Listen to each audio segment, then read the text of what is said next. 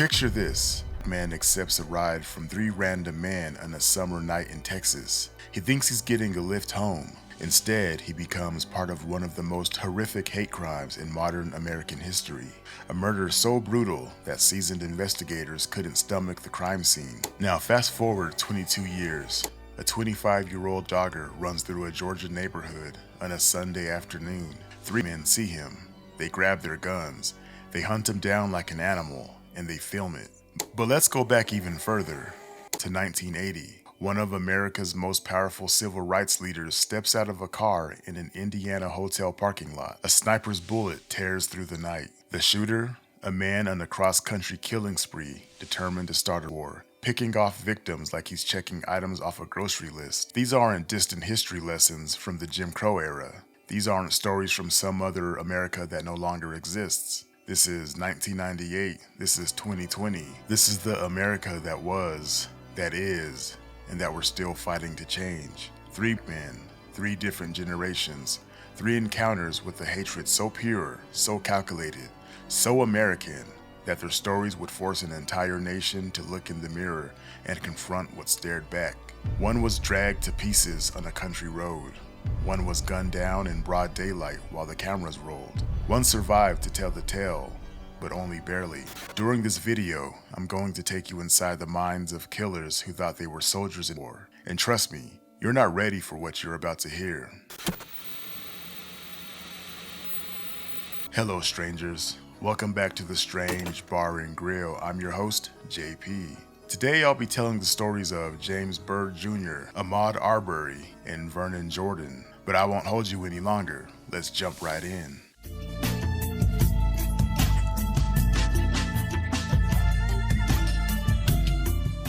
In the piney woods of East Texas, there's a small town called Jasper where everyone knew James Byrd Jr. They knew his laugh first, infectious and booming, echoing from the greater New Bethel Baptist Church where his father served as deacon. They knew his voice, singing at birthday parties and funerals, doing impersonations that could make anyone smile. At 49 years old in June of 1998, James was the family comedian, the protector, the one who could sell anything with his charismatic personality.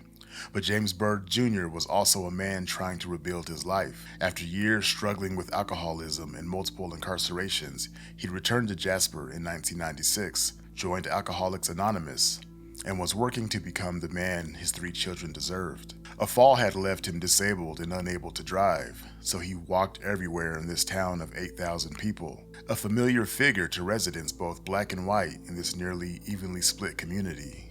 Saturday night, June 6th, 1998, James spent the evening at family parties, socializing, being the life of the party as always. And around 1 a.m. on June 7th, he began his familiar walk home along Martin Luther King Boulevard. It would be the last walk of his life. A gray pickup truck pulled alongside him. Inside were three men, 23-year-old Sean Allen Berry, the driver who knew James from around town, 24-year-old John William King, a longtime friend of Berry's covered in white supremacist tattoos, and 31-year-old Lawrence Russell Brewer, King's prison associate and fellow white supremacist.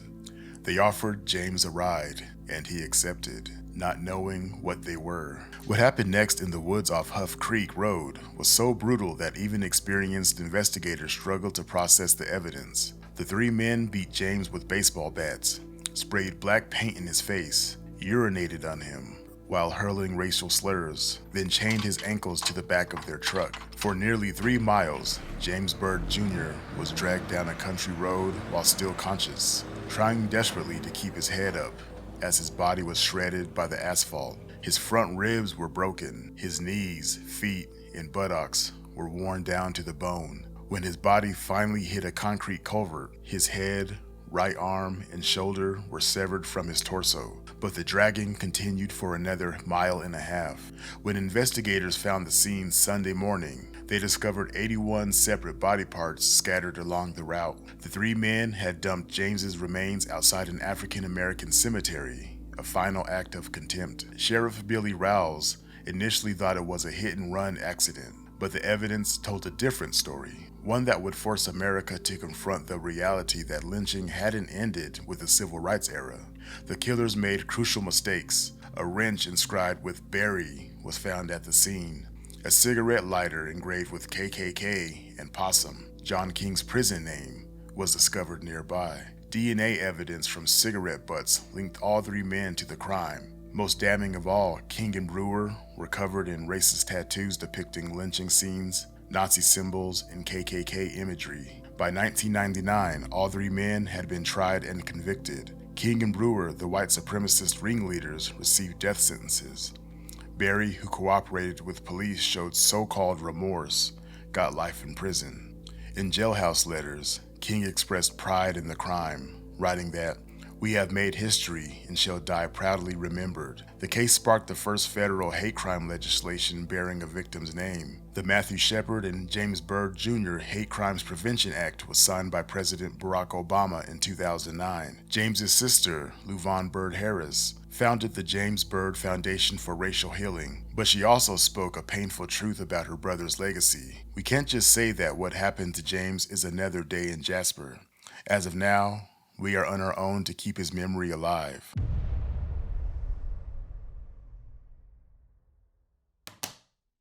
I'm 30-6 with the scope. I make a hand brain bust all across the West Coast. I make a hand brain bust all across the West Coast. I make a hand brain bust all across the West Coast. 22 years later, and 300 miles east, in the coastal community of Brunswick, Georgia, another young black man laced up his running shoes for what would become the most scrutinized jog in American history. February 23rd, 2020, Ahmaud Arbery, 25 years old, left his mother's home around 1 p.m. for his regular run. Known to his family as Maud, Ahmaud was remembered by his mother, Wanda Cooper Jones, as the life of the party, with an infectious smile. Running was his escape, his freedom, a way to clear his mind and find peace. Ahmaud had graduated from Brunswick High School in 2012, where he wore jersey number 21 as a linebacker for the Pirates. Though not a natural star athlete, coaches remembered his tremendous heart. He'd been studying to become an electrician like his three uncles. At 1:08 p.m., security cameras captured Ahmaud entering a house under construction at 220 Satia Drive. He looked around for about 3 minutes, took nothing, and continued his jog. It was a curiosity that would cost him his life. And let me just point out here, this is a common thing.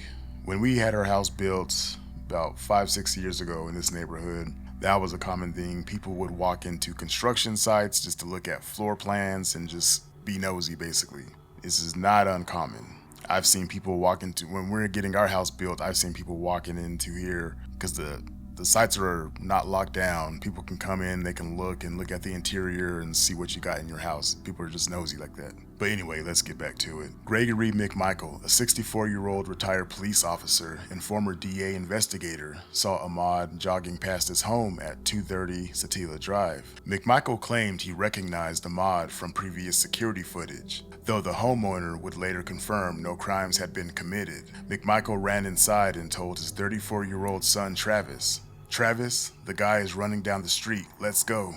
Both men grabbed weapons. Gregory, a .357 Magnum revolver, Travis, a Remington shotgun, and jumped into Travis's white Ford F-150 pickup truck to begin their pursuit of an unarmed man whose only crime was running while black. Their neighbor, 50-year-old William Roddy Bryan, saw the chase from his home and decided to join in, filming the whole encounter on his cell phone. And I'm glad he filmed it, for reasons that we'll get into later.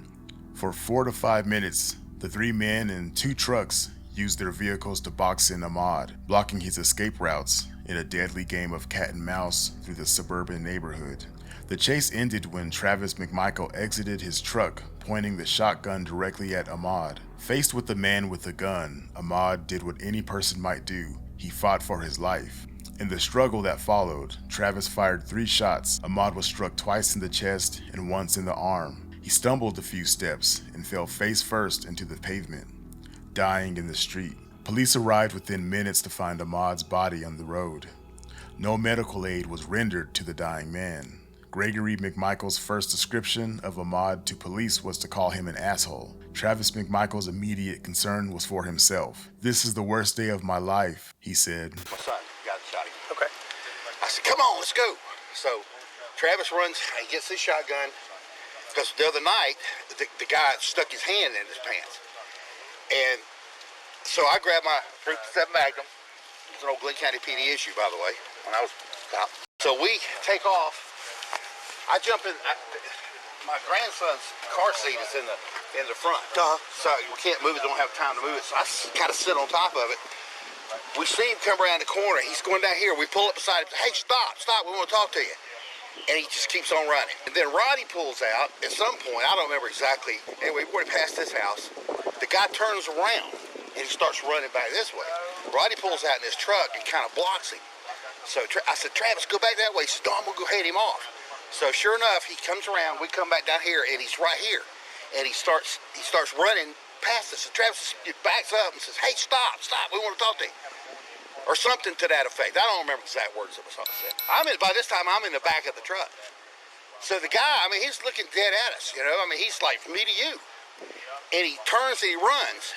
Travis gets out with the shotgun and runs up there. And, I said, Travis, don't shoot. Don't do anything. The guy turns and comes at him. And they start wrestling, and Travis shoots him around the chest. So we run out to stop him, to talk to him. He took off running. He came over here. Stopped. He come out of the truck running at us. I told him stop till he hit me. I had nothing to do. They've had him on video going into that house numerous times. If I could have got a shot at the guy, I shot him myself. If I could have got a shot at the guy, I shot him myself. Now, if you've dealt with crazy psycho racists, then you already know. They will assault you, call you every name in the book, and in this case, murder you in cold blood, and then claim they're the victims. For 74 days, no arrests were made. Gregory McMichael's law enforcement connections initially protected the three men. District Attorney Jackie Johnson, who had worked with Gregory for years, recused herself, but not before exchanging 16 phone calls with him. Her replacement, DA George Barnhill, declared the shooting justifiable homicide in an April 2nd memo. Of course, it's justifiable, right? He was jogging, he was black, how dare he? Obviously, that's sarcasm. But everything changed on May 5th of 2020 when Brian's cell phone video was leaked online. The 28-second clip showed the final moments of Ahmaud's life, his approach to the stopped truck, the confrontation with armed Travis McMichael, and the 3 gunshots that ended his life. The video went viral immediately, sparking nationwide outrage during an already tense period following George Floyd's murder. Within 72 hours, the McMichaels were arrested. Brian followed 3 weeks later. The Georgia Bureau of Investigation, which had been requested to investigate only after the video's release, completed what local authorities had failed to do for over 2 months. I just wanted to pause right here because can you imagine how many crimes of a similar nature have been committed in the past that have been swept under the rug? Like, why did these people feel so comfortable with killing Ahmaud? Because they knew they could do it, right? That's the only reason why you would do something like that. The system all works together to protect them. So don't let people gaslight you like this stuff doesn't exist or like slavery was nice or something. Anyway, let's get back to it. The trials that followed exposed not just the killer's actions, but their motivations. Text messages and social media posts revealed deep-seated racism. Travis McMichael had called black people subhuman savages, and in 2018, wrote about a black man in a prank video. I'd kill that, insert racial slur here, and I'm sure you can guess what he used there. Gregory McMichael had made racist comments about civil rights leader Julian Bond, saying he wished Bond had been put in the ground years ago. Brian used racial slurs including boot lip and referred to his daughter's black boyfriend as a monkey just days before the shooting, and I bet that drove him insane that his daughter had a black boyfriend. In November of 2021, all 3 men were convicted on state charges. Travis and Gregory McMichael received life sentences without parole. Brian got life with the possibility of parole after 30 years. They were also convicted on federal hate crime charges, receiving additional life sentences. Judge Timothy Walmsley held a minute of silence during sentencing, representing, he said, a fraction of the time Ahmaud Arbery was running for his life. Ahmaud's mother, Wanda Cooper Jones, established the Ahmaud Arbery Foundation and continues her advocacy work. But the pain remains. As a mother, I will never heal, she says. I use my pain as my purpose. Some of those that work forces are the same that burn crosses. wore forces are the same that burn crosses. Some of those that work forces are the same that burn crosses. Now, our final story takes us back 4 decades to when the wounds of the civil rights era were still fresh, and the backlash against progress was taking a deadly form. It's May 29th, 1980, in Fort Wayne, Indiana, and one of America's most prominent civil rights leaders is about to become the target of a methodical killer whose hatred knew no bounds. Vernon Jordan Jr. was at the height of his influence. The 44-year-old president of the National Urban League had grown up in segregated public housing in Atlanta, graduated as the only black student in his DePaul University class of 400, and personally escorted Charlene Hunter through angry white protesters during the University of Georgia integration. Under his leadership, the Urban League had added 17 chapters and grown its budget to over $100 million.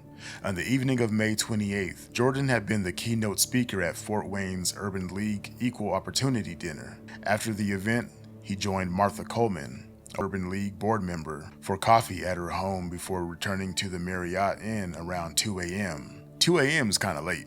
I wonder what they were up to. As Jordan walked around the rear of Coleman's red Grand Prix, a 30-06 hunting rifle cracked from a grassy area 140 feet away. The bullet struck Jordan in the back near his spine, creating a wound so massive that a surgeon later said he could put his fist into it. Jordan underwent more than 4 hours of emergency surgery at Parkview Memorial Hospital. Part of his intestine was removed. He was taken off the critical list that evening, but remained in very serious condition. President Jimmy Carter visited Jordan at the hospital on June 1st, a visit that became CNN's first live news broadcast. The FBI immediately classified it as a civil rights violation. Director William H. Webster said there was evidence of an apparent conspiracy to deprive Jordan of his civil rights. The shooting was described as professionally executed, carried out by someone who understands guns and knows how to use them. The man behind the rifle was Joseph Paul Franklin, a 30-year-old drifter whose real name was James Clayton Vaughn Jr. Franklin had renamed himself after Nazi propaganda minister Paul Joseph Goebbels and Benjamin Franklin. He was in the middle of a cross-country killing spree that would claim at least 15 lives between 1977 and 1980. So when I was researching him, they talked about his childhood, and you don't get no sob story from me. He ultimately went to go on and find and read Adolf Hitler's Mein Kampf in high school. He said he read it 100 times, and it was just something about that book that just drew him into it. He says the book inspired him to start a war. He robbed banks to fund his travels, carefully planned every shooting, and targeted interracial couples, Jewish people, and prominent black leaders. He called himself the executioner, the judge, and the jury in what he described as his holy war. Franklin's 3-year rampage included shooting hustler publisher Larry Flint, bombing a synagogue in Chattanooga, and methodically hunting victims across 11 states. In 1978, he shot and killed 2 black men jogging with white women in Salt Lake City. In 1979, he murdered a teenager and his girlfriend in Johnstown, Pennsylvania, simply because they were an interracial couple. 2 weeks before shooting Vernon Jordan, he had killed 2 young black men in Cincinnati while waiting to target another interracial couple. But Franklin made a crucial mistake. In October of 1980, he was captured at a blood bank in Lakeland, Florida, where he was donating blood for cash. Get a job. A worker recognized his distinctive racist tattoos from an FBI flyer. In 1982, Franklin was tried in federal court for the Jordan shooting. Despite extensive evidence and Franklin's own confession years later, an all-white jury acquitted him. The acquittal demonstrated how difficult it remained to convict white defendants of crimes against black victims, even with federal civil rights charges. Franklin would later confess to the Indianapolis Star that he had indeed shot Jordan. He explained that he had traveled to Fort Wayne from Chicago after failing to stalk and kill Jesse Jackson. When he heard on the radio that Jordan would be speaking at the Marriott, he saw an opportunity. "I was on a holy war," he explained with chilling matter-of-factness. Franklin was eventually convicted for other murders and spent years on death row in Missouri. Franklin was executed by lethal injection on November 20th of 2013. He declined a final meal and made no final statement. His death marked the end of one of America's most extensive hate crime sprees. Vernon Jordan survived his wounds and recovered, though he resigned from the Urban League presidency in December of 1980. He went on to become a powerful Washington attorney, led Bill Clinton's presidential transition team, and served on numerous corporate boards. When asked about the shooting in later years, Jordan would simply say, "I seldom think about May of 1980. So there you have it, 3 stories, 3 decades, 3 different outcomes in the pursuit of justice. James Byrd Jr. once told a neighbor he was going to make history. In death, he did, but not in the way he could have ever imagined. Ahmaud Arbery's love for running became a global movement when thousands participated in I Run with Maud events on his birthday. Vernon Jordan's survival and continued success became proof that even the most determined hatred cannot extinguish the human spirit. Alright guys, that's gonna be it for today. Let me know what you guys think of this one in the comment section.